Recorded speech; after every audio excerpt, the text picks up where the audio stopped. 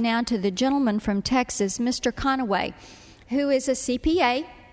When we talk about fiscal responsibility, many times this is someone that we turn to and say, tell us what you know and give us your best insights. And for that wisdom, I yield to the gentleman from Texas. Well, I want to thank the gentlelady from Tennessee for yielding me time, and I always enjoy hearing the young whippersnapper from Wisconsin who's been here for a long time on his thoughts, ranking member of the Budget Committee, and also serves in Ways and Means.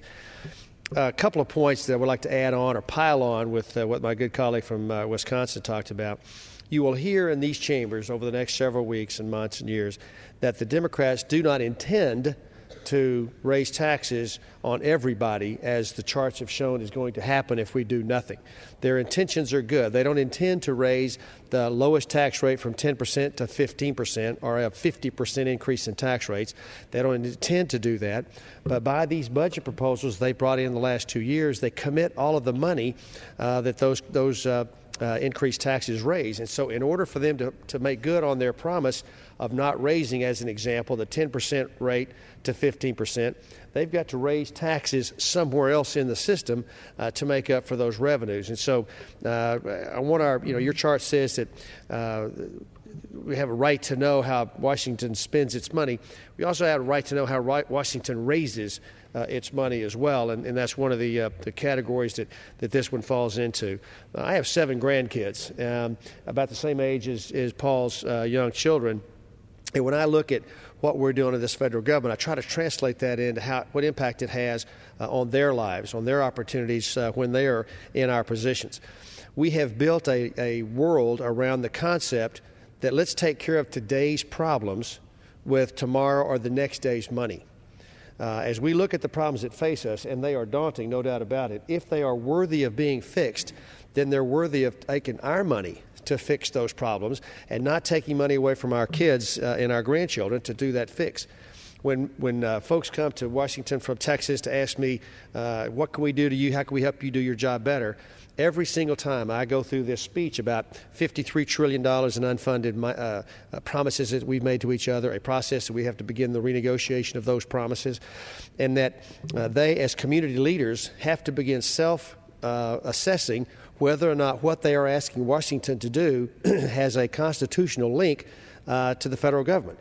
In other words, if they want money for a particular project in San Angelo, Texas, or Midland, Texas, is it right to take tax dollars away from somebody in El Paso to pay for that project? Or is that a project that ought to be handled by the local folks? Because as Paul said, every time you ask the federal government for help in something, that means spending goes up. And we have a very terrible time of saying no. And so if we can get our community leaders, our mayors and county judges and others to do a better job of analyzing what they are asking us for so that it really does have a constitutional federal nexus to what they're trying to get done, then that's a step in the right direction to make this happen. I want to talk a little bit about the budget process because that's really where the spending piece of this wreck occurs.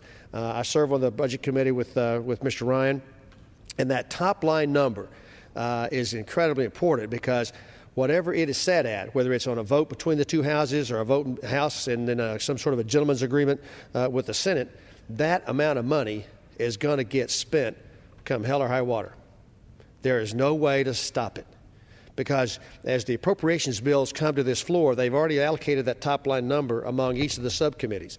And if we on the floor are able to work to win an amendment to the appropriations bill that strips spending out in some fashion. Now, we never win those, but we come down here and try every time. Should lightning strike and we strip a program out of an appropriations bill, that money does not get saved. That money simply goes back to the committee to spend on something else.